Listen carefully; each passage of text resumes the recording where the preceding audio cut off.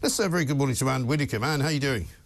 I'm doing well, thank you. Hi, Mike. Very nice to see you. I think the great thing about your column is that it could refer to all manner of things, but for you to say with friends like that, who needs enemies, on this occasion you're talking about the European Union, right?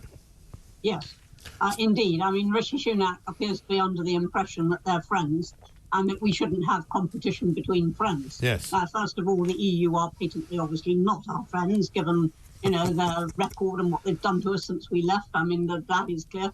Secondly, the idea you don't have competition among friends, as I've said to Rishi Sunak, he's a politician. Yeah. He's been competing all his life. And if it hasn't been with friends, then he must have a huge number of enemies. Well, I mean, you could look around the Tory party and wonder whether your column was actually referring to them as well, because we've gone back to the future, haven't we, with this ridiculous sort of probe into Boris Johnson at Chequers. Why on earth would anybody care what it was that he did at this point, and why would they even, you know, investigate their navel in this way? I mean, it is unbelievable. I mean, as if the police haven't got enough to do, and now they're going to have this, and they're going to have all the political pressure that will come with it, you know, about something that happened in the now, you know, very well-established past. I do believe this is politically motivated, because it is just so against the rules of common sense that you wouldn't do it for any other reason. Well, exactly right. And the timing of it surely would suggest that that is true, because all of this is to be done before the kind of the committee, the parliamentary committee that Boris Johnson appeared before, makes its ruling. And the idea of this is obviously to try and put pressure on them to say, well, clearly he's guilty of more than you were even looking into.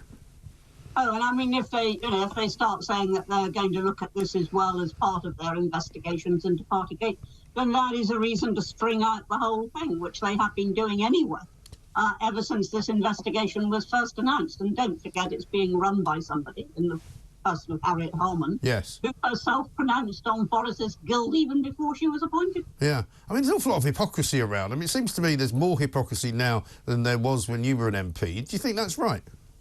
Yes, I do think that's right. Our standards have declined vastly.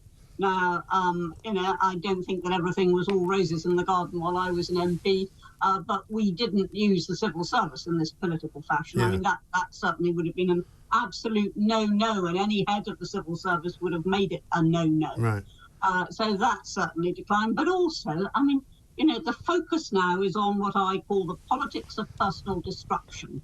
You know, we're always concerned with some wrongdoing, even when it's very, very trivial. Yes. We're always concerned with that, instead of with the high policies, which are what actually matter. Well, look at all the things. I mean, I was away for a few days in America. Look at all the stories that have been important political stories. Boris Johnson may or may not have had more friends than he should have had down to Chequers. Suella Braverman may or may not have asked the wrong civil servant whether she should have an opportunity to not take a Zoom class on speeding. You know, these are not the sorts of conversations we should be having when we are in the depths of a sort of, you know, economic pitfall of despair, and when we've got immigration issues to sort out, and we've got jobs to sort out, and all the rest of it. Indeed, and it's a combination of Parliament doing this, and I'm afraid your profession, the press and media. Yes, no, I blame the press and media, but obviously I am spotless in this. I do not do that. I say it as I see it, and I think all of this is trivial nonsense. Suella Braverman apparently today is going to be told that she's not going to lose her job, which is good, but it won't stop, you know, those in the civil service and her enemies from trying to take her down. Well, there should never have been any question of losing her job. She got a speeding ticket.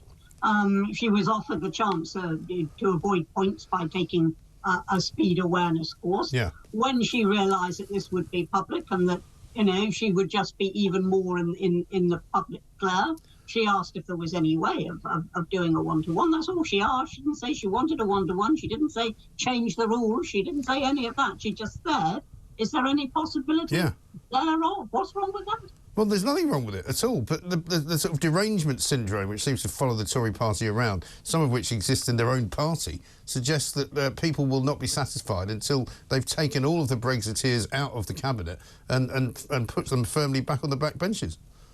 Yes, well, they want to be very, very careful, because there's a huge amount of disillusionment out there in the country at the moment, as people are realising that what's gone wrong is not Brexit, but what the politicians have done with Brexit. Yes. And, you know, any more persecution of people merely because they voted Brexit, and I think it will rebound. It will rebound on the Tory party, and they deserve it. Yeah, absolutely right. I see, by the way, just in case you thought the Lib Dems hadn't completely gone away and had become incredibly sensible, that Ed Davey's back in the news today, having given an interview in which he says it's very clear that some women can have penises.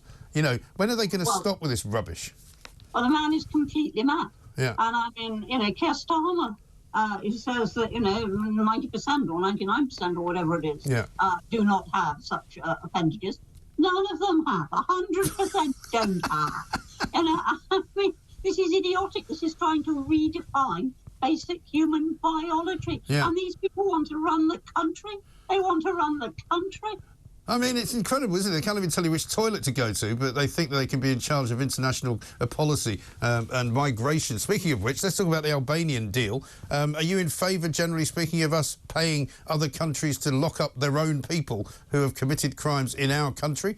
What should we be doing? What I am in favour of is getting deals which enable us to return other people's nationals swiftly.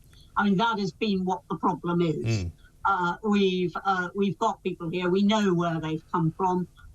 We can't send them back unless that country recognises them as nationals, and that's been a problem for a long time. So any deal which facilitates that, I'm in favour of, but I take your point.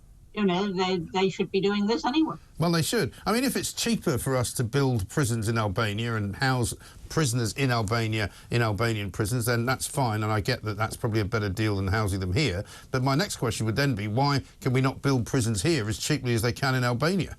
Well, the fact is we should be building more prisons here, regardless of whether we can do it cheaply or not, because we have an excess of the prison population, and we've got the usual thing of trying to put pressure on the courts not to send people to prison.